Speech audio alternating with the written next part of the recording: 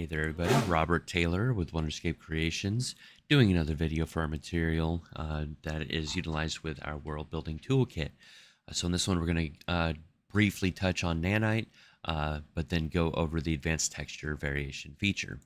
So in 5.4 is, I believe, when it was added, everything with landscape or anything in general can utilize their displacement maps to change their the smaller shape of their landscape based off the textures being used. Now, obviously, that requires you changing your landscape to nanite. So, because I wanted you guys to be able to have that feature to utilize if you so choose to do so, I have it set up. Do not, however, have my landscape set up as nanite. I just wanted to make sure you guys were aware of that.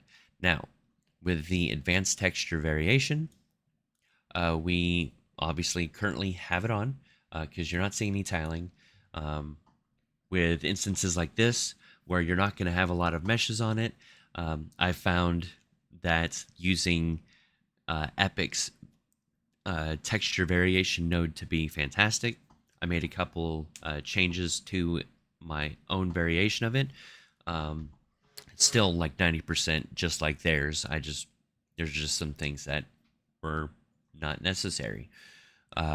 So if I go ahead and turn it off, you're going to see everything start to tile. Now, obviously, it's a little harder to see simply because of the all the variation stuff that's already naturally on there. But as you can see right here, there's a lot of tiling happening. So if we go ahead and turn it back on, now you're not seeing the tiling. And then, of course, you have the options to make changes as you see fit. With the sand, you're not going to see much of a difference with the height map influence, but with scale and levels, you still should. So if I change this to 7,